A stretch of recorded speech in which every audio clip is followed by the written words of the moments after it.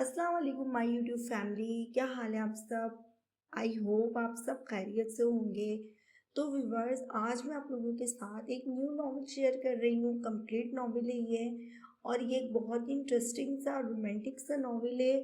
तो उम्मीद करती हूँ आपको ये नॉवल बहुत पसंद आएगा, आप लोग इंजॉय करेंगे। तो प्लीज़ जल्दी से नॉवल स्टार्ट करने से पहले मेरे चैनल को फटाफट सब्सक्राइब कर लें, बेल के आइकन को प्रेस कर लें, क्योंकि मैं इसी तरह से बहुत इंटरेस्टिंग इंटरेस्टिंग से नॉवेल आप लोगों के साथ शेयर करती रहूँगी। और अगर वीडियो पसंद आए, नॉवेल पसंद आए तो लाइक ज़रूर कीजिएगा। चलिए अब नॉवेल स्टार्ट करते हैं।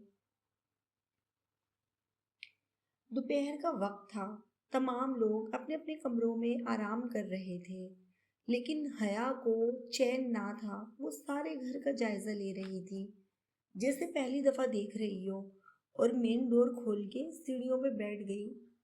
जो दो जीने थे, बाहर का गेट भी अध खुला था, और वो सदा की लापरवाह हया। चौकीदार बाबा तो मार्केट किसी काम से गए हुए थे, और अब वो वसीउ अरीज लॉन का जायजा लेने में मगन हो गई थी।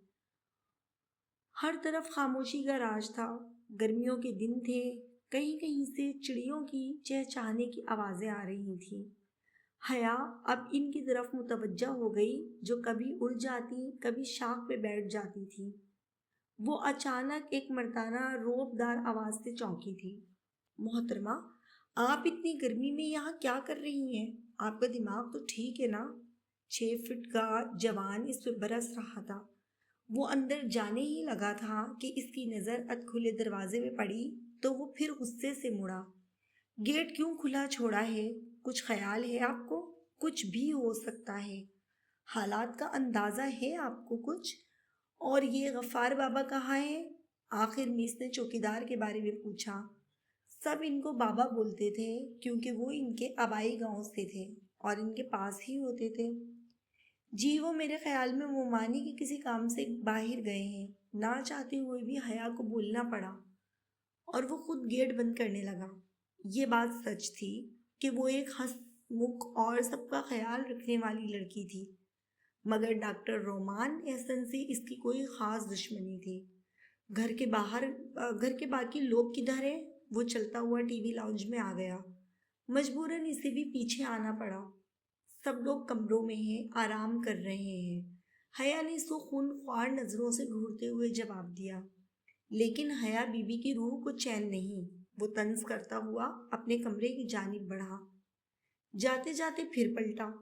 आज आज तो मैं ना कुछ नहीं कहा, लेकिन आइंदा मैं तुम्हें इस तरह लापरवाह बैठा ना देखूं। ना ही खुले गेट के होश और ना ही अपना होश। वो हया को वार्निंग देते इसके गले में झूलते दुपट्टे पे चोट करता अपना बैग लेके कमरे में चला गया। वो पीछे जलती रह गई। समझता क्या है खुद को हलाकू खान? हर एक को अपनी जागीर समझता है। हया गुस्से से तनतन करती अपने कमरे में चली गई। आ गया मेरा बेटा। 2 दिन का कहकर गए थे और पूरा एक हफ्ता, एक दिन लगा दिया तुमने। रोमान की माँ शाइस्ता बेगम ने रोमान को लाउंज में दाखिल होते ही शिकवा किया, जो कॉन्फ्रेंस के लिए इस्लामाबाद गया हुआ था और एक हफ्ते बाद लौटा था। तुम्हें पता तो है रूमी बेटा, तुम्हारे बगैर हम बूढ़ी औरतों का दिल नहीं लगता। चाची माँ भी बोली थी, और ये सच था कि रोमान एहसन इस खानदान की रूह रवा था। सॉरी यंग लेडीज, लेकिन आपको तो पता ही है कॉन्फ्रेंस के अलावा भी कुछ काम होते हैं जो आपके बूढ़े शौहर नहीं कर सकते। वो शरारत से कहते ही इनके पास आ बैठा। इनकी नोकझोंक ऐसे ही चलती थी। अरे अरे, ये बूढ़े किसको बोला तुमने? चाची माँ मसनूई खफगी से बोली थी। और आपने बूढ़ी औरतें किसे बोला? वो इनके ही स्टाइल में बोला। जोरा बेगम ने अब प्यार से इसका कान मरोड़ा और वो तीनों हंस पड़े। अब वो उनको अपनी बातों में लगाए हुए था। एहसन विला, जो शहर के बाहर रौनक इलाके के खूबसूरत घरों में से एक था। इसमें बैरिस्टर सकलेन के 2 बच्चे रहते थे। नौकरी के सिलसिले में इनको शहर का रुख करना पड़ा। जब उन्होंने अपना बिजनेस इस्टेब्लिश किया तो अपनी फैमिली को भी ले आए थे। इनके 2 बेटे थे, सबसे बड़ा एहसन और छोटा शहरियार, और एक बेटी मंतशा। एहसन अपनी तालीम मुकम्मल कर चुका था तो इनके वालिद का इंतकाल हो गया, उनको अब अपने भाई बहन अपनी जान से भी प्यारे हो गए थे। इन तीनों की मोहब्बत मिसाली थी। तीनों बच्चों के फर्ज से सुपुर्दोश होके वालिदा का भी इंतकाल हो गया था। मंतशा ब्याह कर कुवैत चली गई थी। इनकी जिंदगियां यूं ही रवा दवा थीं। एहसन के 2 बच्चे रोमान और अहमद थे और शहरयार के 3 बच्चे जैन और नेहा थे। मंतशा की एक बेटी हया थी और बेटा हारिस। रोमान डॉक्टर था और हॉस्पिटल चला रहा था और अपने बाप और चाचा का बिजनेस भी देख रहा था। अहमद और जैन पढ़ाई मुकम्मल कर रहे थे और नेहा अपना ग्रेजुएशन कर रही थी। बहुत बड़ी गलती कर दी है मामा। मामा ने मुझे यहाँ भेज के बहुत बड़ी गलती कर दी है। हया ने मन ही मन में सोचा। हया मंतशा की बेटी थी और उसको इस माहौल में रखना ही नहीं चाहते थे, इसलिए इंटर के बाद ही इसको पाकिस्तान भेज दिया था, जबकि इसकी शादी भी पाकिस्तान होनी थी।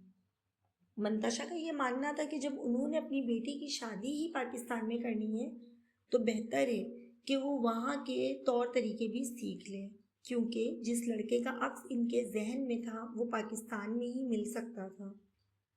वो चाहती थी कि इनकी बेटी की परवरिश भी इसी माहौल में हो जिसमें उनकी हुई है। वो तो खुद पाकिस्तान जाने के लिए बेकरार रहती थी।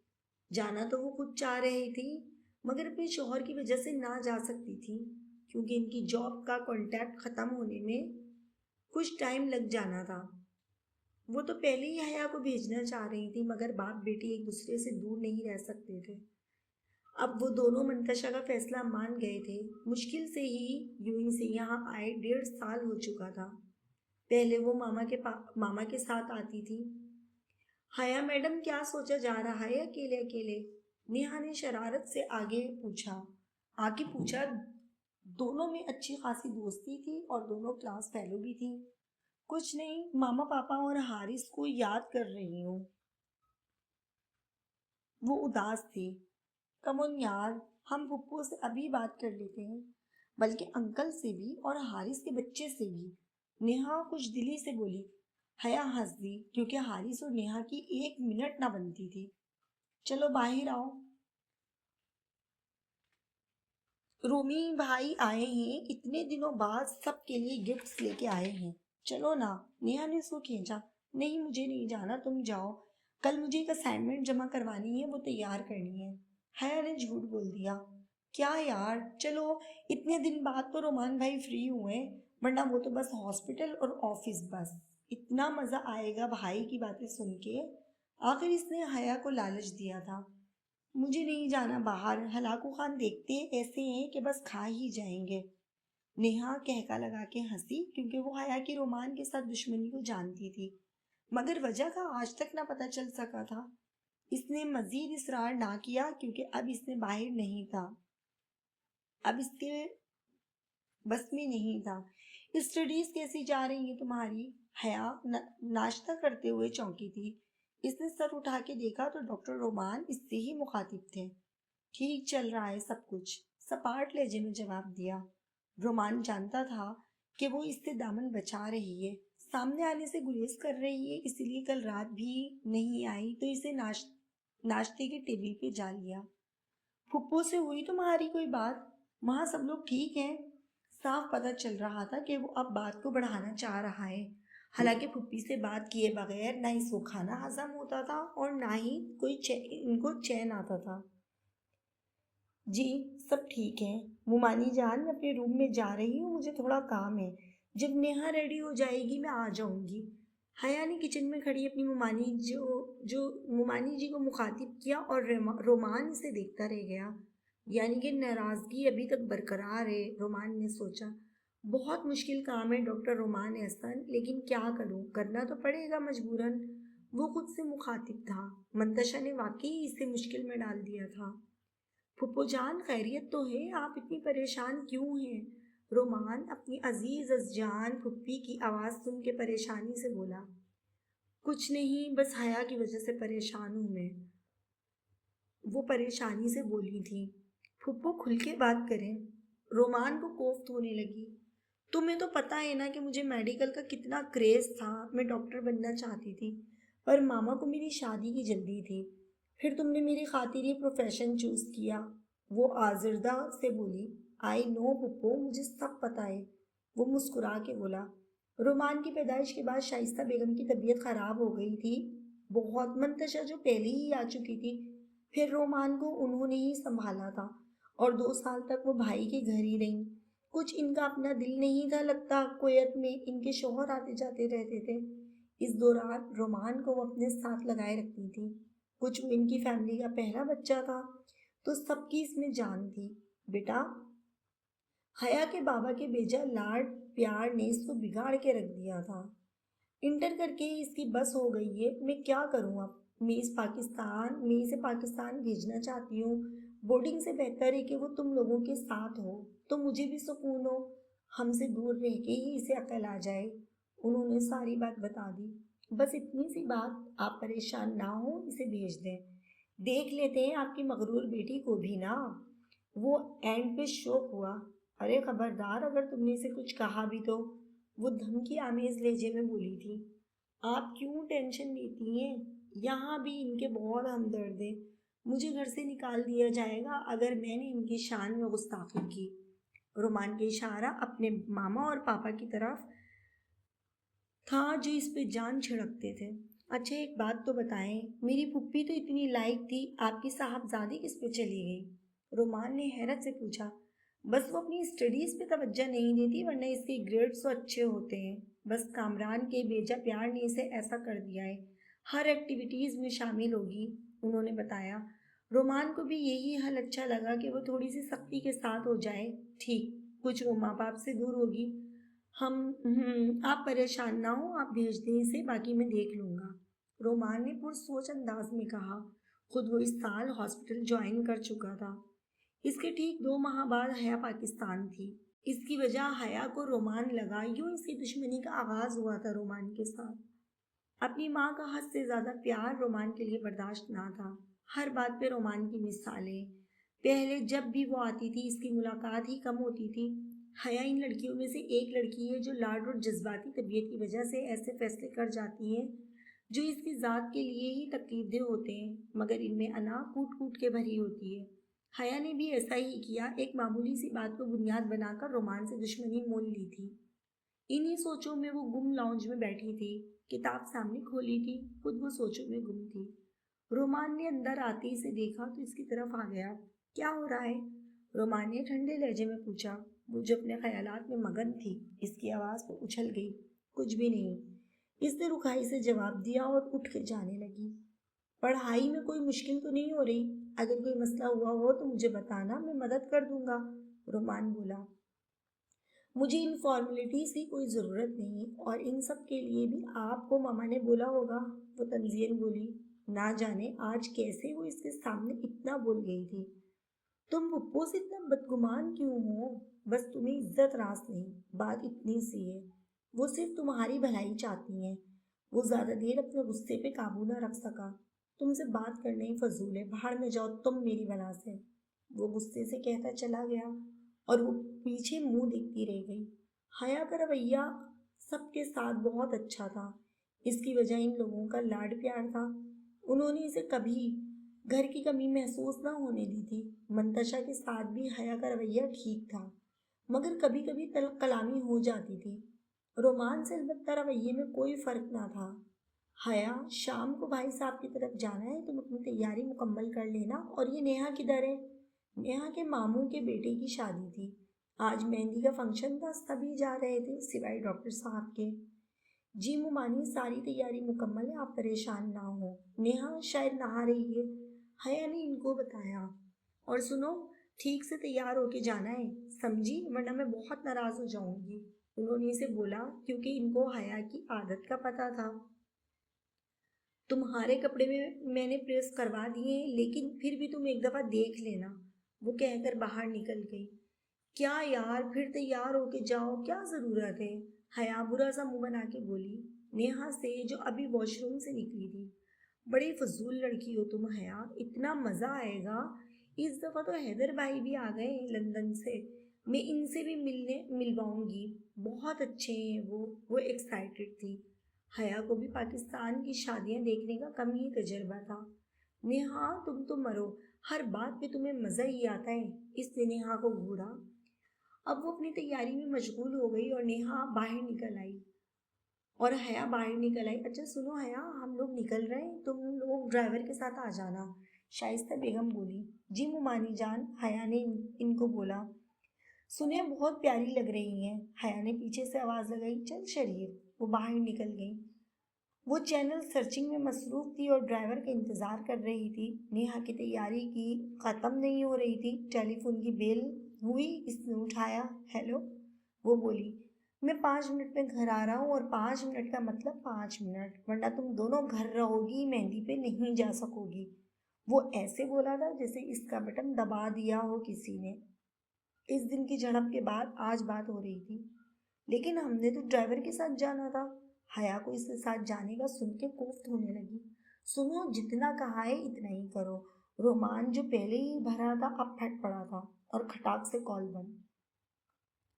एहसन साहब ने रोमान को कॉल करके इन दोनों को लाने का बोला था, क्योंकि ड्राइवर को इमरजेंसी में गांव जाना पड़ गया था, सो मजबूरन आना पड़ा।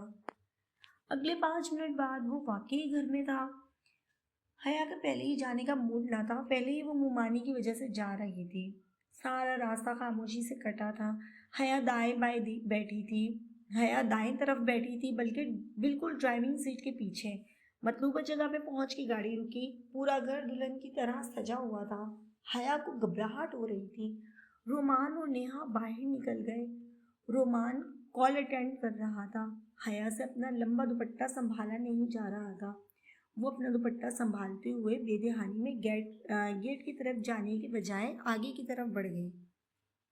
इसी लम्हे रोमान भी कॉल बंद करके गाड़ी की जानिब मुड़ा था। हया 6 फीट के लंबे चौड़े मर्द से टकराई थी। वो पास पड़े पत्थर से पांव टकराया था। इससे पहले कि वो जमीन बोस हो जाती, दो हाथों ने उसे थाम लिया था। डॉक्टर रोमान एहसन डॉक्टर रोमान एहसन के लिए जैसे पूरी कायनात थम सी गई थी। वो सिटल सा हो गया था। चंद लम्हों के लिए रोमान की नज़रें हया के मासूम और हसीन चेहरे का तवाफ कर रही थी, मगर अगले ही पल वो खुद पे कंट्रोल पा चुका था। क्या मुसीबत है, तुम देख के नहीं चल सकती? आखिर तुम्हारा मसला क्या है?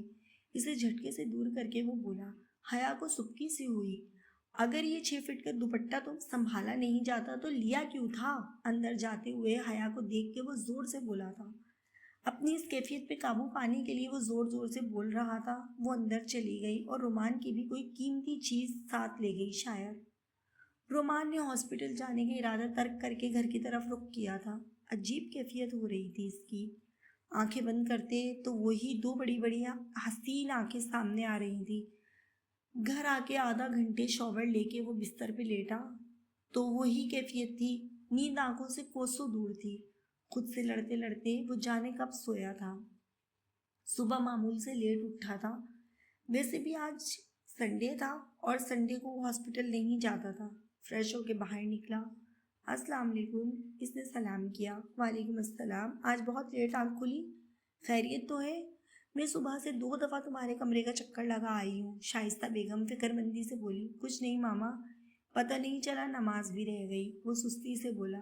बेटे, रात को तुम्हें मामू की तरफ आना चाहिए था, सब पूछ रहे थे। हैदर भी आया हुआ है लंदन से, शाइस्ता बेगम बोली। बस कुछ मसरूफ़ था और दिल भी नहीं चाह रहा था। मामा नाश्ता दे, बहुत भूख लग रही है, रोमान बोला था। हंसी की आवाज़ पे रोमान ने नज़र उठा के देखा तो नज़र पलटना भूल गया। हया सामने बैठी नेहा की किसी बात पे हंस रही थी। गुलाबी गालों पे आते बालों को कानों में उड़ाते उड़सते हुए वो बेहाल हो रही थी। आज से पहले कभी इसे इन चीज़ों पे तवज्जो ना दी थी। रोमान एक झटके से उठा। इसे लगा हया इसके हाल पे हंस रही हो जैसे। मामा, मेरा नाश्ता रूम में ही भेज दे, वो ऊंची आवाज़ में बोलता बोलता अपने कमरे में चला गया। कमरे में आए अभी से 10 मिनट ही हुए होंगे कि इसके सेल पे कॉल आने लग गई। नंबर चेक किया तो डॉक्टर शहरियार का था। दोनों क्लास फेलोज थे। जी डॉक्टर साहब, क्या हालात हैं? इसने अभी सेल कान को लगाया ही था कि दूसरी तरफ आवाज़ आ गई। हालात को क्या होना है, तुम्हारे सामने हॉस्पिटल होता हूँ, रोमान बोला। मैं नोटिस कर रहा हूँ तुम्हारा ध्यान भी जनाब हॉस्पिटल में, वो आगे से बोला। इस बात से मतलब क्या हुआ मेरे ध्यान को? रोमान ने नासमझी से पूछा।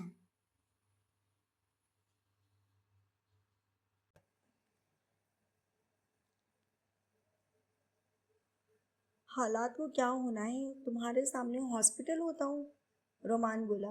मैं नोटिस कर रहा हूँ तुम्हारा ध्यान भी जनाब हॉस्पिटल में। वो आगे से बोला। इस बात से मतलब? क्या हुआ मेरे ध्यान को? रोमान ने नासमझी से पूछा। ये ध्यान आजकल कहीं और ही है। वो इसका दोस्त था, अच्छी तरह जानता था, एक अरसे अरसे से साथ थे दोनों। तुम बस तुक्के ही मारते रहना, घावड़ कहीं का। रोमान ने इसकी बेतुकी सी बात पे मुंह बनाया। बेतुकी नहीं जनाब, हॉस्पिटल में भी मैं बात करना चाह रहा था मगर लाड साहब फौरन चले गए। कल भी रात में आप गायब थे और जो शक्ल के हालात हैं वो अलग। इसने अपना तजज़िया बताया। ओफो, तो सारा टाइम मुझ पे नज़र रखते हो बेशरम इंसान। और ऐसा कुछ भी नहीं, रोमान ने जल्दी से बताया। अच्छा, मुझे तो मामला ही उलट लग रहा है। वो कहाँ मानने वाला था? अच्छा नजूमी साहब बताइए आप। रोमान ने हंस के पूछा। इश्क का कहीं प्यार तो नहीं हो गया है ना डॉक्टर साहब? शहरियार ने इस्तफसार किया। अचानक एक चेहरा इसकी आंखों के सामने आ गया था। रोमान चंद लम्हे कुछ बोल भी ना सका। क्या ये सच है? मैं तुमसे बाद में बात करता हूँ। इसने इस बात से जान छुड़वाना ही बेहतर समझा। सुनो, देखो यार, कुछ चीज़ों का एतराफ़ कर लेने से ज़िंदगी आसान और खूबसूरत हो जाती है। और इनमें हार जीत नहीं होती, ये तो ज़िंदगी का एहसास होते हैं। सोच और कन्फेक्स करो। Best of luck. साथ ही शहरियार ने कॉल बंद कर दी थी। क्या वाकई? रोमान गुमसुम बैठा था। मुखलिस दोस्तों को वाकई हमारे चेहरों से पता चल जाता है क्या हम क्या चाह रहे हैं। रोमान को एकदम अपना आप हल्का महसूस होने लगा। अजीब सी उलझन थी पिछले दिनों से। जालिमा शादी की बिरयानी खिला दे। मैसेज भी पे रोमान ने मैसेज चेक किया तो शहरियार का था। वो खिलखिला के हंस पड़ा। शहरियार, मरोगे तुम मेरे हाथों। रिप्लाई किया रोमान ने और कमरे से बाहर आ गया। इस जगह देखा जहाँ वो कुछ टाइम पहले बैठी थी, अब वो जगह खाली थी। मामा, मैं किसी काम से जा रहा हूँ। वो अपना वॉलेट और गाड़ी की चाबी पकड़े बाहर निकलता गया। बहुत अजीब है ये लड़का, कल भी नहीं गया था, आज भी बहाना बना के निकल गया है। क्या करूँ मैं इस लड़के का? शाइस्ता अपने मूडी बेटे को बाहर निकलते देख के पूछा। एहसन साहब ने इसे कॉल करके घर बुला लिया था और शादी में आने का हुक्म दिया था। इनकी हुक्म उदूली वो कर ही नहीं सकता था। जी बाबा, मैं चला जाऊंगा, रात में ही जाना है ना, वो बेदिली से कहता हुआ उठ के अपने कमरे की तरफ बढ़ गया। डॉक्टर साहब बुरी तरह डॉक्यूमेंट्री में खोए हुए थे। टीवी लाउंज का फोन चिंघाड़ा। रोमान ने नागवारी से उठ के कॉल रिसीव की। किधर हो तुम? आए नहीं अभी तक? बाप की आवाज़ सुन के याद आया इसने तो शादी में जाना था। इसने सर पे हाथ मारा। जी बाबा, मैं बस आ रहा हूँ। वो सर्द आह खारिज करता बाहर को निकल गया। यहाँ खूब हंगामा था, खूब हलचल थी, लोग खुशियों गप्पियों में मसरूफ थे। दुल्हन दुल्हन स्टेज पे विराजमान थे। रोमान भी अपने सब कजन से मिलने गया था। मिलने लग गया। आगे किसी को ढूंढ रही थी। वो एक बार हया को देखना चाहता था। वो बेचैन सा हो गया। मुझे अब चलना चाहिए, वो खुद से बचने को बोला। फिर वापसी के लिए कदम बढ़ाए तो नजर वापस आने से इनकारी थी। पिंक फ्रॉक में वो मैचिंग ज्वेलरी और हल्के से मेकअप में वो सामने खड़ी थी। इसे एकदम लगा कि रोशनियां मजीद जगमगा उठी हैं। मासूम और भला की हसीन लग रही थी वो। हंसी की आवाज से इसका इर्तिगास टूटा। हैदर की किसी बात पे हया हंस रही थी और रोमान को अपना आप जलता महसूस हुआ। मुझसे तो सीधे मुंह बात नहीं करती और यहाँ देखो, जरा दांत ही नहीं अंदर जा रहे मैडम के। इसने जल के सोचा। भाड़ में जाओ, मैं क्यों ख्वार हो रहा हूँ? लेकिन वो बोला था। अजीब जंग छिड़ी हुई थी। वो वापस कुर्सी पे बैठ गया। अचानक से वो झटके से उठा। नेहा, हया चले, टाइम काफी हो गया है, वो इनके सर पे खड़ा पूछ रहा था। डॉक्टर साहब, इतनी भी क्या जल्दी? अभी तो फंक्शन चल रहा है। तुमसे तो ठीक से बात भी नहीं हुई, हैदर बोला। मगर रोमान कहाँ रुकने वाला था। नहीं, फिर कभी बात होगी, काफी रात हो गई है, रोमान ने हैदर साहब से कहा। अभी थोड़ी देर रुक जाते ना, हैदर ने डरते डरते कहा, क्योंकि अभी तो मज़ा आना शुरू हुआ था। हया, मैंने कहा ना, टाइम काफ़ी हो गया है, हमें चलना चाहिए। रोमान ने हैदर का ख्याल करते हुए नरमी से कहा, वरना गुस्सा तो बहुत आ रहा था। ओके, फिर मुलाकात होगी। वो हैदर से बोल के आगे बढ़ा। हया भी नेहा के पास आ गई, जो सब कजन से खुदा हाफिज कह रही थी। तुम दोनों चल के गाड़ी में बैठो, मैं आता हूँ, रोमान इन दोनों को कहता आगे बढ़ गया। मम्मा, मैं नेहा और हया को लेकर जा रहा हूँ, वो शाइस्ता बेगम से बोला। इतनी भी क्या जल्दी है तुम्हें, वो बोली थी। चलो ठीक है, तुम लोग निकलो, हम भी थोड़ी देर तक निकलते हैं। एहसन ने अपने बेटे के चेहरे पे उकताहट देख के जल्दी से बोला। ओके बाबा, वो कहता हुआ आगे बढ़ गया। सिर्फ चंद लम्हों में ये इदराक हुआ था इसे कि इसको मोहब्बत हो गई है, और यह एहसास बहुत ही खुशनुमा था। हया, मुझे आइसक्रीम खानी है और तुम भाई से कहोगी, नेहा ने अजीब सी फरमाइश की हया से। मैं कहूँ, वो भी इस हलाकों से? ना बाबा, वो तो मुझे आंखों से ही निगल जाएंगे। इसने खौफनाक खाका खींचा। ठीक है, तुम मेरी इतनी सी बात नहीं मान सकती, नेहा ने मुंह फुला लिया। मजबूरन हया को मानना पड़ा। अब मगरमच्छ का आंसू मत बहाना, आई समझ कह दूंगी, इसने अब तनबीह की। ठीक है डियर, नेहा खुश दिली से बोली। तभी पार्किंग में रोमान आया और उनको बैठने का इशारा किया। हया को वो गाड़ी के मिरर से बआसानी देख सकता था। वो रोमान भाई, वो नेहा, मेरा मतलब कि हमें, उसको समझ नहीं आ रही थी। वो इससे कभी मुखातिब नहीं हुई थी, रोमान की बातों का जवाब भी हूँ हाँ में देती थी। और अब फरमाइश करूँ? इसे बहुत अजीब महसूस हो रहा था। इस वक्त वो रोमान के दिल के तार छेड़ रही थी। तुम लफ्ज़ों को चकनाचूर ना करो, सीधे से बोलो, रोमान मुस्कुराहट दबाते हुए बोला। नहीं नहीं नहीं, वो नेहा, क्या मुसीबत है, इसे अब गुस्सा आया। हमें आइसक्रीम खानी है रोमान भाई, और ये सारा रास्ता ऐसे ही गुजारेगी, नेहा ने कदरे गुस्से में कहा। इसमें डरने की क्या बात है, हद करती हो तुम भी, वो बोला था। उफ, ये खुश मिजाज और ये नवाजिश है, हया ने हैरत से सोचा। नेहा, तुम खुद कह देती ना, नाहक हया की एनर्जी वेस्ट करवाई, वो अब मजाक उड़ा रहा था। जी बिल्कुल भाईजान, मैं तो इसलिए से बोल रही थी कि ये आपसे बोलते वक्त कैसी लगती है, नेहा शरारत से बोली, और रोमान का कहका पड़ा था। हया ने नेहा को घूरा था। हया के साथ रोमान का रवैया अच्छा था, मगर हया का रवैया इसे सख्ती पे मजबूर करता था। आइसक्रीम खाकर जब वो बाहर निकले तो रोमान का फोन बजा था। वो एक्सक्यूज मी बोलते दूसरी तरफ चला गया और हया इधर उधर देखने में मगन हो गई। हर तरफ गहमा गहमी थी। हया, मैं 2 मिनट में आई अपनी फ्रेंड से मिलके, वो देखो वो इधर रही। नेहा जल्दी से अपने दोस्त को मिलने चली गई। हया आवाजें देती रह गई। 10 मिनट गुजर गए, न नेहा आई और न रोमान। नेहा इसी तरफ ही गई थी, मैं देखती हूँ उसे, वो खुद से बोलती इस तरफ चल दी, लेकिन नेहा कहीं भी न थी वहाँ। रोमान भाई भी पता नहीं किधर रह गए। वो दाएं जानिब चल दी जहाँ नेहा थी। हर तरफ लोगों का अंबार था। हया की घबराहट एकदम खौफ में बदल गई थी, क्योंकि नेहा वहाँ नहीं थी।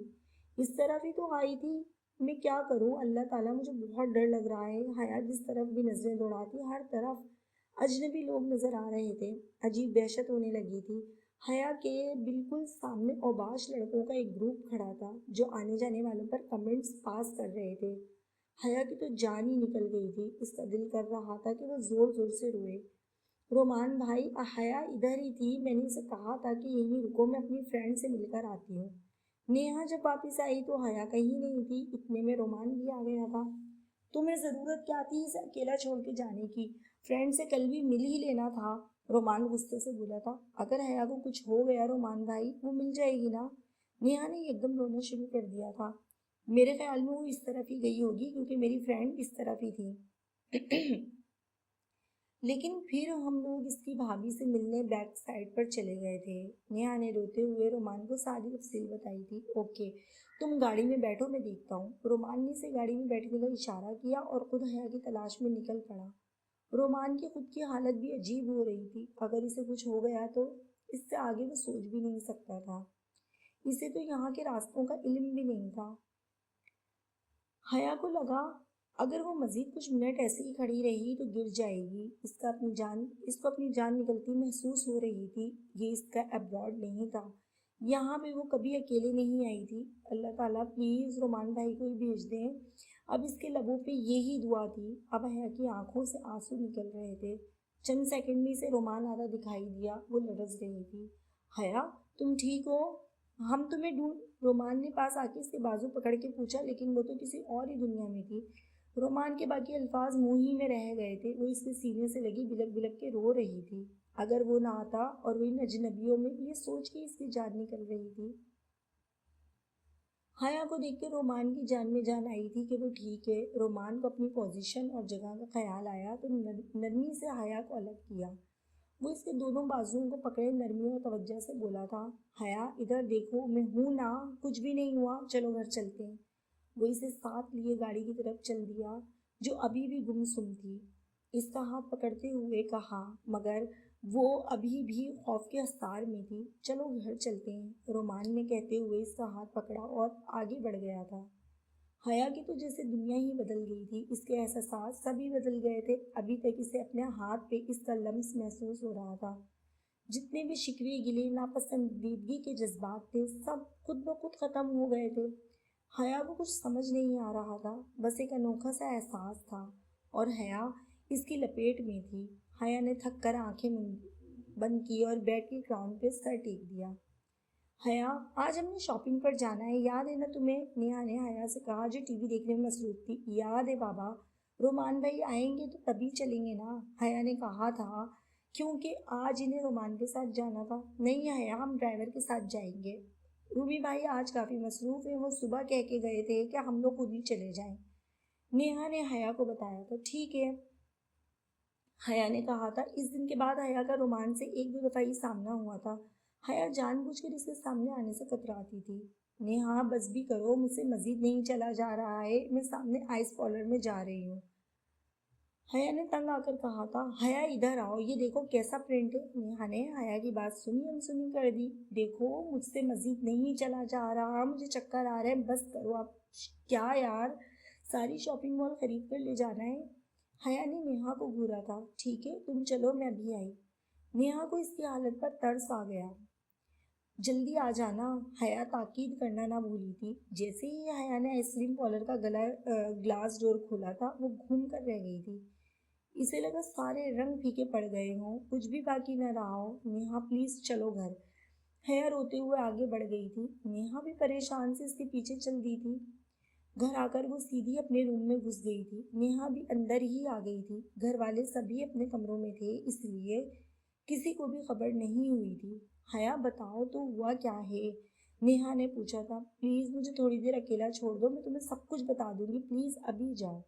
नेहा चुपचाप उठकर बाहर आ गई थी और हया ने आंखें मूंदी थी। वो मंजर यकायक इसकी आंखों के सामने घूम गया। ब्लैक कलर के थ्री पीस में डॉक्टर रोमान एहसन किसी लड़की के साथ बैठे थे और रोमान किसी बात पर हंस रहा था और लड़की इसे मोहब्बत पाश नज़रों से देख रही थी और हाथ इसके हाथों में रखे थे। हया, ये सब क्या है? क्यों ऐसे कर रही हो? वो तुम्हें नापसंद करता है। क्यों ऐसे शख्स की खातिर अपनी जान हल्कान कर रही हो? क्यों? हया के अंदर से कोई चीखा था। अभी तो मेरे अंदर मोहब्बत का एहसास पूरी तरह जागा भी नहीं था। अभी तो तुम्हारी मोहब्बत का ताजमहल भी मुकम्मल नहीं हुआ था। अभी तो तुमने सारा कुछ तोड़ दिया, मेरा मान, मेरा एतमाद। मैं क्या करूं अब? हया जोर से चीख रही थी। तुमने डॉक्टर रोमान एहसन हया को जीते जी मार डाला है। हया रो रो कर बेहाल हो रही थी। मुझे अब पहले वाली हया ही बनना पड़ेगा, वो हया जो तुम्हें नापसंद करती थी, नफरत करती थी तुमसे।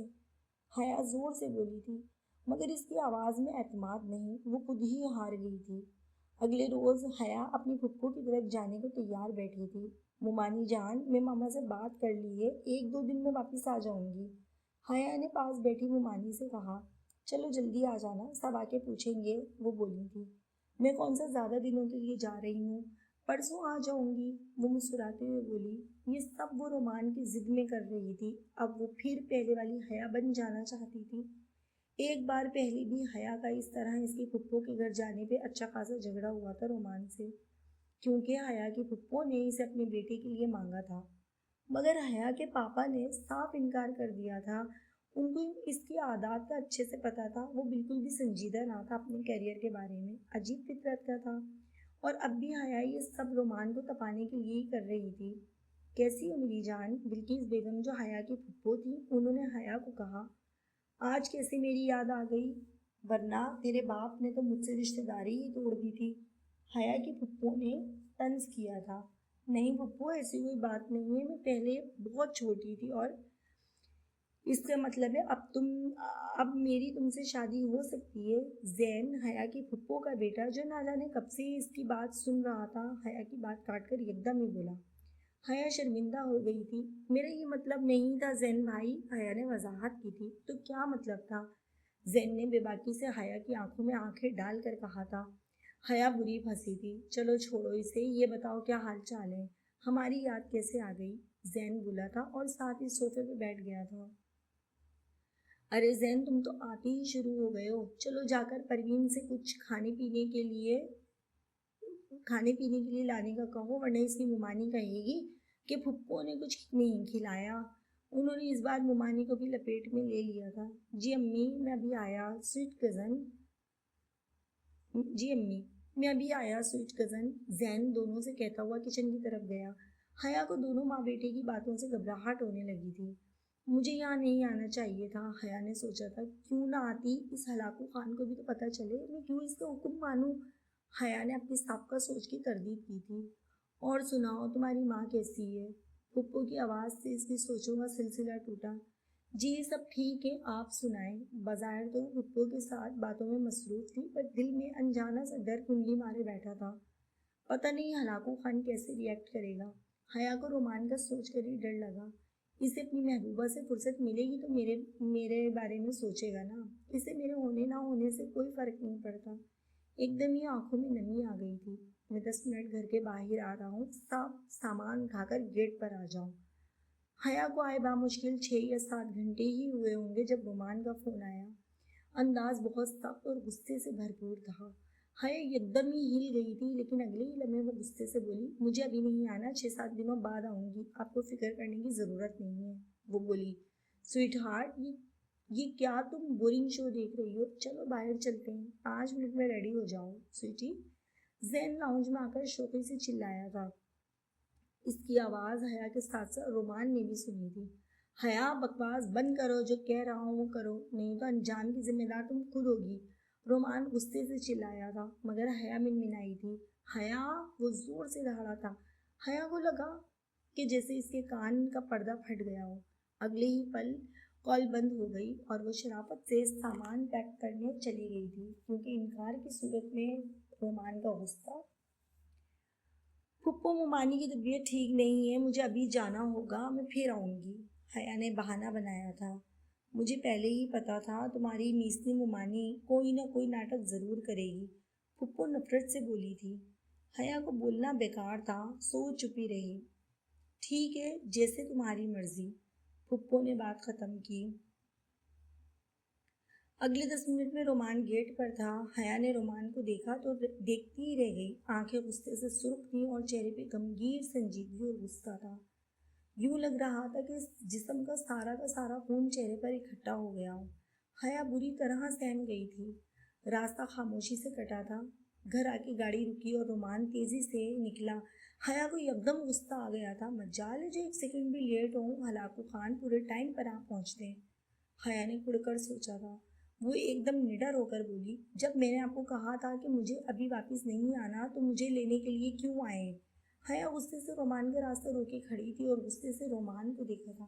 जस्ट शट अप, अब ज़्यादा बकवास करके मेरा दिमाग मत खराब करना, समझी तुम? जब मैंने कहा कि तुम यहाँ नहीं रहोगी तो नहीं रहोगी, रोमान ने एक एक लफ्ज़ गुस्से से चबा कर कहा था और आगे बढ़ गया। पीछे से फिर हया की झिंझलाई आवाज़ आई, लेकिन आपकी पाबंद नहीं हूँ, समझे आप, मैं जो चाहूँ करूँगी। आप कौन होते हैं मुझे रोकने वाले? हया बुदू बुदू बोली थी। इसके सबर का पैमाना लबरेज हो चुका था। वक्त आने पर सब बता दूंगा, फिलहाल चुप रहो। मुझे पहले ही तुम पर गुस्सा है, मैं कुछ कर बैठूं, रोमान ने गुस्से से कहा था। जैन के अल्फाज अभी तक रोमान के कानों में गूंज रहे थे। हया ने गुस्से से मुंह फेर लिया था। मुझे भी आपसे बात करने का कोई शौक नहीं, हया ने कहा और पैर पटकते अंदर दाखिल हो गई। सभी नाश्ते की टेबल पर बैठे नाश्ते में मसरूफ थे जब रोमान आया। आप सबके लिए खुशखबरी है, रोमान खुशी से बोला था। सामने बैठी हया को देख के मुस्कुराया था। हया ने मुंह फेर लिया। इस रोज से दोनों में बातचीत बंद थी, सिर्फ आमना सामना होता था। रोमान के लिए यही काफी था कि वो हया को देख लेता था। क्या बात है, बड़ा चहक रहे हो। शाइस्ता बेगम ने प्यारे बेटे को देखा था जो बहुत खुश लग रहा था। जी मम्मी, बात ही कुछ ऐसी है, आप भी जब सुनेंगी तो आप भी बहुत खुश हो जाएंगी।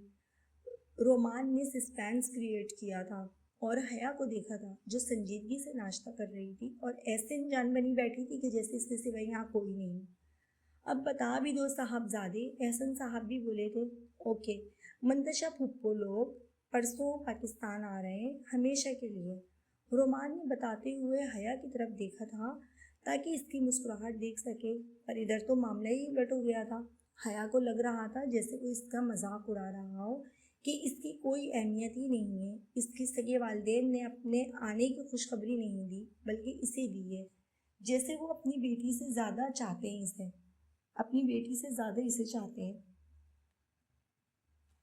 क्षण से अंदर कुछ टूटा था। आजकल इस शख्स से बदगुमानियां अरूज पे थी। वो शख्स जिसने आजकल इनकी बेटी को अजियत में मुब्तला किया हुआ था, ये सोचते हुए इसकी आंखों में आंसू आ गए थे। हया, ये तुम? रोमान ने इसकी आंखों में आंसू देखे तो बेचैन होकर रह गया था। होकर होकर कहा था, मगर वो भागती हुई अपने कमरे में चली गई थी। हया, मेरी बात सुनो प्लीज़। रोमान इसके पीछे हो लिया।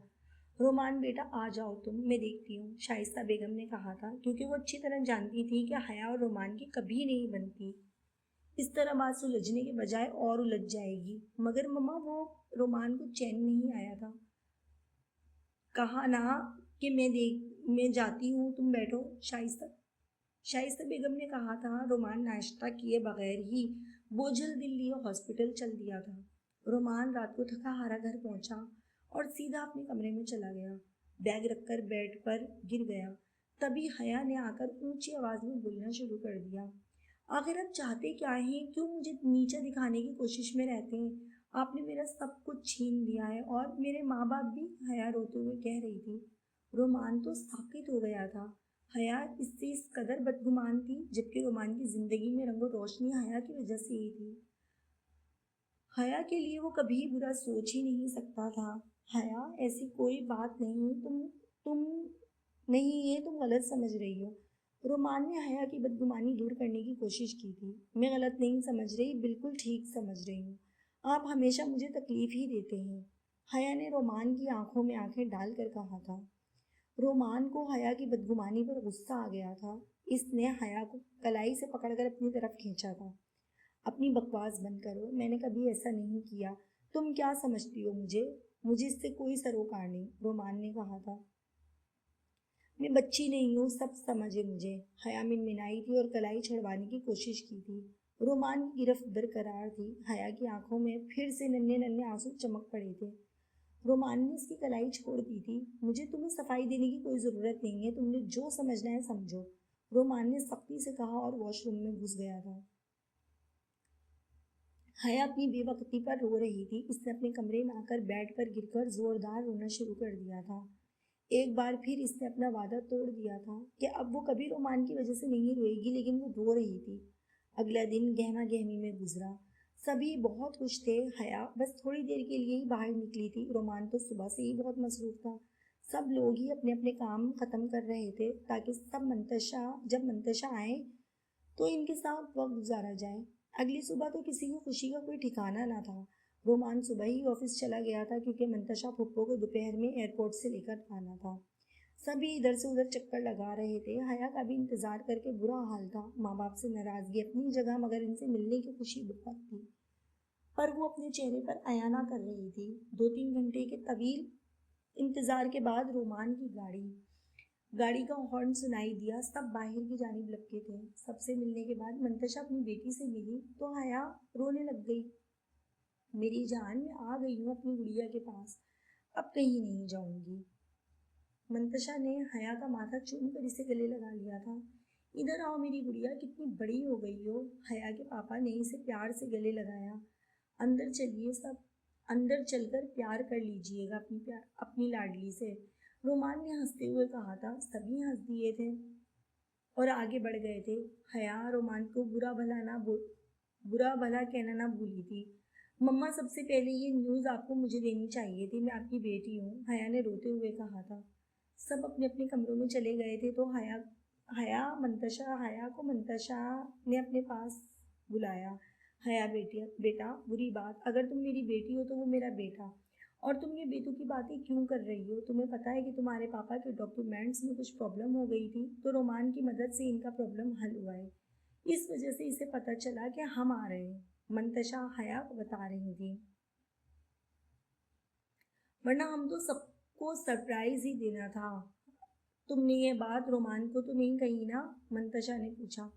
छोड़े मम्मा ये सब बातें, ये बताएं आप मुझे मिस करती थी कि नहीं? हया ने डरते हुए बात का मौजू बदल ही दिया। लो ये क्या बात हुई, करती थी तो तुम्हारे पास आ गई हूँ ना। मंतशा ने प्यार से इसे गले लगाया था। मंतशा अलमारी में कपड़े सेट कर रही थी। तब रोमान कमरे में दाखिल हुआ था। क्या हो रहा है पप्पू जान? रोमान ने पूछा था। कुछ नहीं, आओ तुम। डॉक्टर साहब आप अभी तक हॉस्पिटल नहीं गए? मंतशा अलमारी बंद करके मुड़ी और रोमान की तरफ आई और दोनों सोफे पर बैठ गए। प्लीज़ पप्पू आप तो मुझे मेरा नाम लेकर बुलाया करें। आप मुझे डॉक्टर साहब कहती हैं और आपकी बेटी साहिबा मुझे हलाकू खान और पता नहीं क्या कुछ कहती है। रोमान बुरा सा मुंह बनाकर बोला था। जवाब में मंतशा का कहका गूंजा। रोमान भी हंस दिया। मुझे आपसे एक बात करनी है पुप्पो। रोमान असल बात की तरफ आया। बोलो बेटा मैं सुन रही हूँ, मंतशा बोली। पुप्पो आप और बाबा के दरमियान मेरी और हया की, मेरा मतलब है कि रोमान बात करते हुए रुका था। ओके मैं जान गई हूँ तुम क्या पूछना चाह रहे हो। तब भाई साहब ने कहा था कि मैं हया को लेकर तो जा रही हूँ, पर थोड़े अरसे के लिए मैं उसको हमेशा अपने पास रख लूँगा, रोमान की दुल्हन बनाकर। मंतशा ने खुशी से बताया था। रोमान को तो कल ही मालूम हुआ था जब इसकी मम्मा ने इससे हया के बारे में राय मांगी थी। लेकिन बेटा अगर तुम नहीं चाहते तो कोई बात नहीं। मंतशा ने इसके चेहरे पर अजीब सा तासुर देखा तो बोली। अरे नहीं पुप्पू, आपको और बाबा को हुक्म सर आंखों पर, रोमान ने खुशी से कहा था, क्योंकि ये इसकी भी ख्वाहिश थी। मगर पुप्पो को हया कभी नहीं मानेगी, आपको इससे बात कर लेनी चाहिए। रोमान ने कहा। तुम इसकी बात छोड़ दो, तुम्हारे अंकल भी यही चाहते हैं। इनको तो तुम्हारी शक्ल में बेटा मिल गया है, मंतशा ने खुशी से कहा था। हया दोपहर में किचन में चाय बना रही थी। घर में नेहा और इसके सिवा कोई नहीं था। खवातीन किसी की इयादत के लिए गई थी और मर्द हजरात अपने अपने कामों के लिए निकले हुए थे। हया चाय का कप कैबिन से निकालने के लिए मुड़ी ही थी कि दीवार पर छिपकली नजर आई। हया का तो ऊपर वाला सांस ऊपर और नीचे वाला नीचे ही रह गया। हया ने जोर से चीख मारी और कप हाथ से गिरा दिया। छिपकली भी हरकत में आ गई। हया चीखें मारती हुई दरवाजे की जानिब भागी। नेहा जरूर आती, लेकिन वो सोई हुई थी। हया चीखी मारती हुई जब भागी तो दरवाजे में खड़े वजूद से टकरा गई। रोमान इस अचानक अपदात पर हैरान था। हया ने अपना मुंह इसके कोट में छुपा लिया और चीखती रही। क्या हुआ है? रोमान ने इसे देखा, सीधा किया और पूछा, लेकिन वो जोर जोर से चीख रही थी। हया बस बंद करो ये बचपना और मुझे बताओ क्या हुआ है, रोमान जोरदार आवाज में बोला था। हया को डर में ये भी पता न चला कि सामने रोमान खड़ा है। वो छिपकली वहां दीवार पर। हया ने दीवार की तरफ इशारा किया। वहां पर कुछ नहीं था। अभी तो इधर ही थी, हया ने रोमान से कहा था। इधर तो कुछ भी नहीं है, वैसे भी छिपकली ही थी, सांप तो नहीं था ना? हया ने सांप के नाम से डरकर झुरझुरी ली। वैसे मानना पड़ेगा छिपकली को, तुम तो बड़े बड़ों से नहीं डरती और इस छिपकली ने 2 मिनट में तुम्हारा क्या हाल कर दिया है। रोमान ने डरी डरी से हया को देखा जो इससे सिर्फ चंद हाथ के फासले पे थी। वो रोमान भाई छिपकली बड़ी खतरनाक होती है ना, इसलिए। बात पूरी करने से पहले ही हया को ख्याल आ गया कि वो कुछ बोल रही है। इसने चेहरा उठाकर देखा तो रोमान आंखों में शरारत लिए सी कोई देख रहा था। जितनी भी खतरनाक हो लेकिन तुमसे ज्यादा नहीं है, रोमान हया को चिढ़ाने के लिए बोला था। मुझे जाने दें, आगे से हटिए प्लीज, हया ने दरवाजे में फैले खड़े रोमान से कहा, क्योंकि जाने में ही आफियत थी। अगर ना जाने दूं तो, रोमान ने हया की आंखों में आंखें डाल कर कहा था। हया ने ना समझी के आलम में रोमान को देखा जो इसे बड़ी दिलचस्पी से देख रहा था। रोमान ने हया को मजीद तंग करने का इरादा तर्क किया और साइड पर हो गया। हया भी कमरे की तरफ चल दी। अजीब बंदा है, कुछ समझ नहीं लगती, हया बड़बड़ाई। जब मंतशा ने हया को रोमान और इसकी शादी के बारे में बताया तो इसने इनकार कर दिया।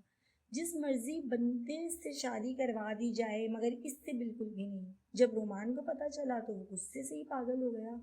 फुप्पो मैंने कहा था ना वो कभी नहीं मानेगी, रोमान मंतशा से कह रहा था।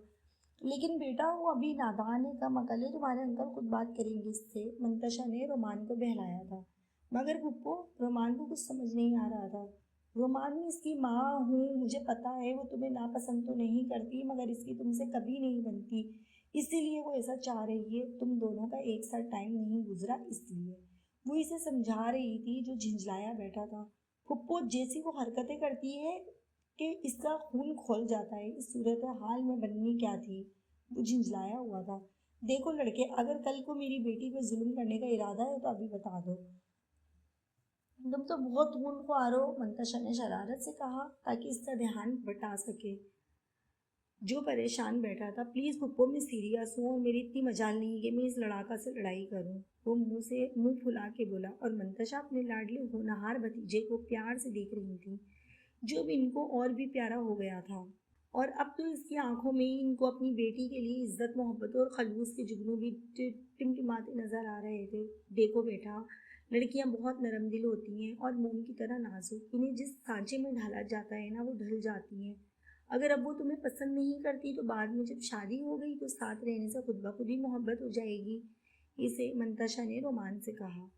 मैं अपनी बेटी की दुश्मन नहीं हूँ और ना ही दकियानूसी सोच की मालिक हूँ कि लड़की की ज़बरदस्ती शादी कर दी जाए। मैं सिर्फ अपनी बेटी को महफूज हाथों में सौंपना चाहती हूँ, उस शख्स के हाथ जो इसकी इज्जत करे, उसको खुशियाँ दे और उसकी हिफाजत करे, जो कि सिर्फ तुम ही कर सकते हो। मंतशा रोमान से कह रही थी और वो इनका मफहूम बखूबी समझ रहा था। हया ना समझे, लेकिन तुम नहीं, इसलिए इसकी शादी तुम ही से होगी, मंतशा बोली। ठीक है, लेकिन आप लोगों को मेरे साथ एक वादा करना होगा कि हया को कोई भी ना बताए कि इसकी शादी मेरे साथ हो रही है। ये बात इसको शादी के दिन ही पता चलनी चाहिए। रोमान पर पुरसोच अंदाज में बोला, मगर बेटा। रोमान, मंतशा ने कहा, नो अगर नो मगर, बस आपको ऐसा ही करना होगा, रोमान बात काट कर बोला। मंतशा ने हार मान ली, क्योंकि इन्हें पता था कि वो कोई गलत काम नहीं करेगा। तो मिस आया, आपको शादी से पहले अपने इश्क में गिरफ्तार ना कर लिया तो मेरा नाम रोमान एहसन नहीं। रोमान ने हंसते हुए सोचा था और आने वाले दिनों की प्लानिंग करने लगा। रोमान ने ठीक 2 हफ्ते बाद शादी की डेट फिक्स करवा ली। जब हया को पता चला कि इसकी शादी रोमान से नहीं हो रही तो वो मुरझा ही गई। इसे ऐसा लगा कि जैसे किसी ने इसे आसमान से उठाकर ज़मीन पर फेंक दिया हो। इसे अपने माँ बाप की बेरुखी पर भी गुस्सा आया, जो इसकी शादी किसी अनजान शख्स से करवा रहे थे। लेकिन जब यह ख्याल आता कि रोमान का प्रपोजल खुद इसी ने ठुकरा दिया था, तो वो निढाल हो जाती। वो हाँ भी कैसे कह देती कि इसने खुद इसे किसी लड़की के साथ देखा था, मतलब साफ था कि वो किसी और को चाहता है। सब शादी की तैयारियों में मसरूफ थे, सिवाय हया के। इसे तो शब रोज़ की कोई फिक्र ही ना थी। इसे ये सोच ही खाई जा रही थी कि वो किसी और की हो रही है। शाम को सब टीवी लाउंज में जमा थे, लेकिन वो कमरे में बंद थी। रोमान, क्यों किया तुमने मेरे साथ ऐसा? क्यों तुम मुझे अच्छे लगने लगे? काश ये सब तुम मेरे लिए कर रहे होते। इसने कर्ब से सोचा, नहीं, मुझे खुद को संभालना होगा, मेरा खुद का ये फैसला था, मगर अब क्यों? बाहर से सबकी हंसी की आवाज़ें आ रही थी। हया उठी और वॉशरूम में गई, हुलिया ठीक किया और बाहर निकल आई बुझे दिल से। वो नहीं चाहती थी कि सवालात जन्म दें इसके रवैये को लेके। वो चुपचाप लाउंज में एक साइड पे रखी चेयर पे बैठी ग्लास डोर से लॉन में लगे फूलों को देखने लग गई।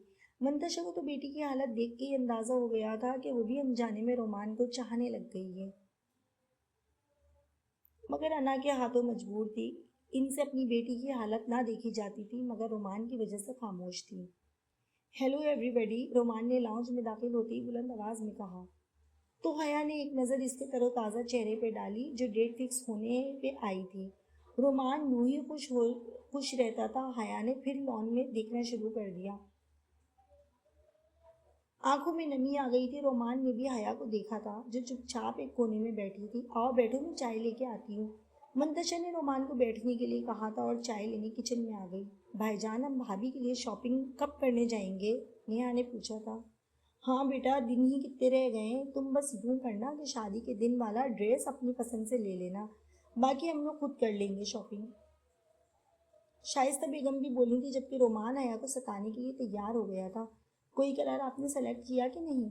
नेहा ने पूछा था। वैसे तो इस पर रंग ही अच्छा लगता है, पर हम रेड कलर में ड्रेस लेंगे, रोमान ने हया को देखते हुए कहा था, जो चुपचाप एक कोने में बैठी थी। हया के दिल में कुछ टूटा था। कैसे वो अपनी होने वाली बीवी की तारीफ कर रहा था। हया, तुम्हारे ससुराल वाले भी तुम्हें शॉपिंग पर लेकर जाना चाहते हैं, लेकिन आज भी इनका फोन आया था। तुम मुझे बता दो कब जाना है, शाइस्ता बेगम ने कहा था। मुझे कहीं नहीं जाना और कभी भी नहीं जाना है, हया गुस्से से कहते हुए बाहर निकल गई थी। क्यों नहीं जाना तुमने? तुम जरूर जाओगी, पीछे से रोमान की आवाज आई थी। हया ने सारे आंसू अंदर उतार लिए थे। ये मेरा पर्सनल मैटर है, आप ना बोलिएगा तो बेहतर है, हया ने रुखाई से कहा था और आगे बढ़ गई थी। क्यों ना बोलूं? क्या हुआ अगर हम शादी के बंधन में ना बन सके? हमारा और भी रिश्ता तो है ना। रोमान हया के बिल्कुल सामने आके बोला था। आप क्या कहना चाहते हैं? मेरा आपसे कोई रिश्ता नहीं, हया ने जोर से कहा था। तुम माने या ना मानो, हमारा रिश्ता तो जरूर है, बहुत खास रिश्ता है जिसे तुम समझ ही नहीं रही हो। रोमान हया के और नजदीक आ गया था और बोला था। हया को अनजाना सा एहसास हो रहा था। नहीं, कोई भी नहीं है, दिल का भी नहीं है। हया को कुछ समझ नहीं आ रहा था कि वो क्या कहे। मैंने ये कब कहा कि हमारा दिल का रिश्ता है? बोलो, रोमान ने अब गंभीर लहजे में कहा था। रोमान ने हया की आंखों में देख कर कहा था। ये शख्स अब क्या चाहता है? कोई नई कहानी इबारत करना चाह रहा है? ये क्यों इस तरह की बातें कर रहा है जबकि इसकी शादी हो रही है किसी और के साथ? एक मिनट में हया बिजली की तरह पीछे हटी थी। एहसास का सार टूटा था और हया भागकर अंदर चली गई थी। मतलब ये कि कुछ ना कुछ असर हो रहा है, पत्थर पिघल रहा है, रोमान ने हंसते हुए कहा था। शाम को सब लाउंज में बैठे थे। सब रोमान का अपनी दुल्हन के लिए पसंद किया हुआ जोड़ा देख रहे थे। रेड कलर के नफीस से कपड़े पे उम्दा सा काम किया गया था। साथ में मैचिंग शरारा था और दुपट्टे पर गोल्डन कलर का काम था जो सितारों की मानंद लग रहा था। सभी रोमान की पसंद की तारीफ कर रहे थे। हया भी यहाँ मजबूरन बैठी हुई थी। रोमान तो मार्केट से ही हॉस्पिटल चला गया था। हया बेटा, इधर तो आओ, देखो तो जरा ये कलर तुम पर कैसा लगता है। फिर तुम्हारे लिए भी इसी रंग का सूट बनवा लेंगे, शाइस्ता बेगम ने हया को पुकारा था। नहीं, मेरा दिल नहीं कर रहा, हया ने साफ इनकार कर दिया था। तुम चुप करो, मैंने तुम्हें बुलाया है, मर्जी नहीं पूछी तुम्हारी। पता नहीं क्या हो गया, तुम्हें हर बात के जवाब में नहीं नहीं कहती हो, शाइस्ता बेगम ने कहा था। शाइस्ता बेगम ने इसके सर पर नफीस का दुपट्टा ओढ़ाया था और हया ना करते रह गई थी। माशाअल्लाह, मेरी बेटी कितनी प्यारी लग रही है, देखो तो मंतशा, बिल्कुल परी, शाइस्ता बेगम ने प्यार से कहते हुए इसकी पेशानी पेशानी चूम ली। माशाअल्लाह, वो भी बोली थी। कितनी प्यारी लग रही हो तुम हया, मैं अभी कैमरा लेकर आई, उतारना ना अभी, नेहा कहती अंदर भाग गई। अच्छा, तुम उतारना मत, वरना इसने तुम्हारी जान खा लेनी है। हम जरा सरमत भाई की तरफ जा रहे हैं, वो कहती हुई बाहर निकल गई दोनों। वो झिंझलाई सी सोफे पे बैठ गई। क्या मुसीबत है, वो कोफ से बोली। नेहा की दोस्त का फोन आ गया है, इसने अंदर से ही वेट की आवाज लगाई और कॉल पे लग गई। और अब ये मिनट कम से कम 1 घंटे के बराबर होंगे, ये हया जानती थी। वो मारे बंदे बैठी थी। 2 मिनट बाद डॉक्टर साहब की एंट्री हुई थी लाउंज में। सामने का मंजर इसकी आंखों के लिए फरहत बख्श था। इसके अंदाज पे लब मुस्कुरा उठे जो सख्त खौफ में थी, जैसे भी दुपट्टा उतार फेंकेगी। माई इगोइस्टिक गर्ल, वो जेरे लब कहता आगे बढ़ गया था। हया ने जब इसे देखा तो फौरन उठी। घबराहट में दुपट्टा भी सिरक गया और चेहरे में सुर्खी बढ़ गई। तुमने मेरी होने वाली बीवी का दुपट्टा क्यों लिया? तुम्हारी जुर्रत कैसी हुई? हया ने सोचा ऐसा जुमला इसकी तरफ से आएगा। इससे पहले कि वो सोचे कि मैं इससे शादी ना होने से पछता रही हूँ, मैं खुद ही बता देती हूँ। देखिए, इसमें मेरा कोई कसूर नहीं, ये मुमानी ने मुझे दिया है, मैं नहीं ले रही थी, मुझे पता था आप नाराज होंगे। हया ने अपनी सफाई पेश की। साथ ही आंखों में आंसू भी आ गए थे। वो जाने के लिए मुड़ी और अब कमजोर नहीं पड़ना चाहती थी। वो भी उसके सामने तो बिल्कुल नहीं, फौरन जाने के लिए मुड़ी। क्या फर्क पड़ता है, बाद में भी तो तुम लेना है, तुम्हें बाद में भी तो तुम्हें लेना है, अब भी ले लिया तो क्या हुआ? रोमान ने हया की कलाई पकड़ के इसका रुख अपनी तरफ मोड़ा। हया ऊँट खड़ी इसके लफ्जों पर गौर कर रही थी। मतलब क्या है आपको इससे? वो हैरत से खड़ी पूछ रही थी। मतलब वही है जो मैंने कहा है, वो बराह रास्त इसकी आंखों में देखते हुए बोला। मगर वो अभी भी इसी कैफियत में खड़ी थी। रोमान ने बिलाखिर इसे मजीद तंग ना किया। रोमान को इस पे तरस ही आ गया। अच्छा अच्छा अच्छा, सुनो फिर, मतलब ये कि मेरी जज्बाती गर्ल, मेरी शादी तुमसे ही हो रही है। ये सब ड्रामा तुम्हें तंग करने को किया जा रहा था, बिल्कुल राह रास्त पे लाने को। वो इसकी तरफ मोहब्बत से देखते हुए कह रहा था, जिसकी आंखों में अब बिन मौसम बरसात उमड़ आई थी। कुदरत कैसे मेहरबान हुई होती है इस पे। सपनों को ताबीर यूं भी मिलती है। हाँ, जब तुमने ये बकवास की थी ना, तुम्हें मुझसे शादी नहीं करनी और जिससे मर्जी कर दें, तभी मैंने ये प्लान बना लिया था कि मोहतरमा का सारे कस्बल ना निकाल दिए तो मेरा नाम भी रोमान एहसन नहीं। गुस्सा तो बहुत आया था कि पकड़ के मोहतरमा को होश ठिकाने लगा दूं, जो अपनी जिद के हाथों सब खत्म करने चली। मगर फिर वो गुस्से से बोला, प्लान तो तुम्हें और सताने का था, मगर पता चला आप तो पहले ही पागल हैं। वो अब शरारत से बोला, रोमान भाई हया मिनमिनाई, लाहौल यार, भाई कहना तो बंद करो, क्या भाई भाई की रट लगाई हुई है। वो बदमजा हुआ तो हया खिलखिला के हंसी, जंगली बिल्ली। रोमान ने इसे घूर के देखा। रोमान के बदले रवैये पे वो खुद हैरान थी। आपसे किसने कहा कि मैं आपसे प्यार व्यार करती हूँ, वो अब घूर के पूछ रही थी। जिस दिन से तुम्हें पता चला है कि मेरी शादी फिक्स हो गई है, बात विवाद पे रोने बैठ जाती हो, कमरा नशीन होके रह गई हो।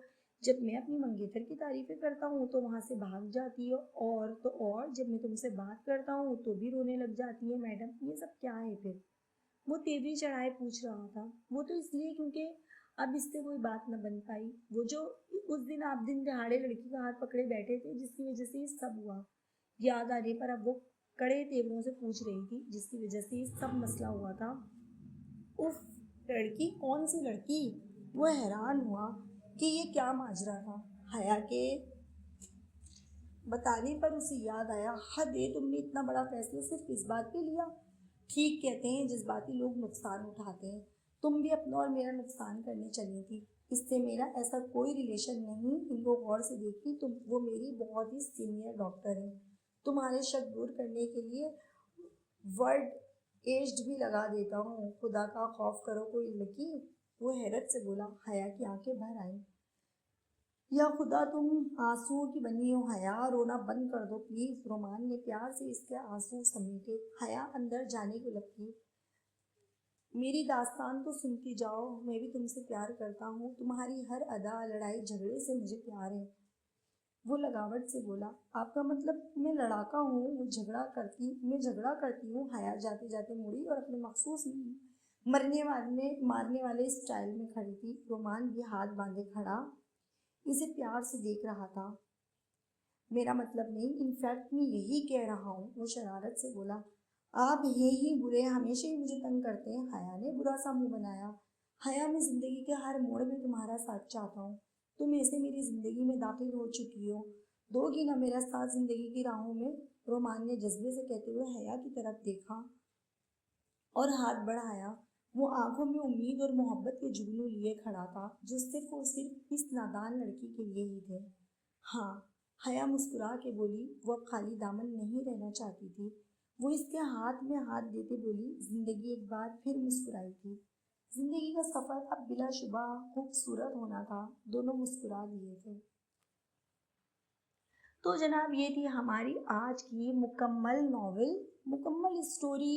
कैसी लगी आपको ज़रूर बताइएगा, मुझे अच्छा सा कमेंट करिएगा, और वीडियो पसंद आए तो लाइक कर दें। जिसने अभी तक मेरे चैनल को सब्सक्राइब नहीं किया तो काइंडली सब्सक्राइब कर दें। मिलते किसी और वीडियो के साथ, किसी और न्यू प्यारी सी स्टोरी के साथ। टिल देन, अल्लाह हाफिज़।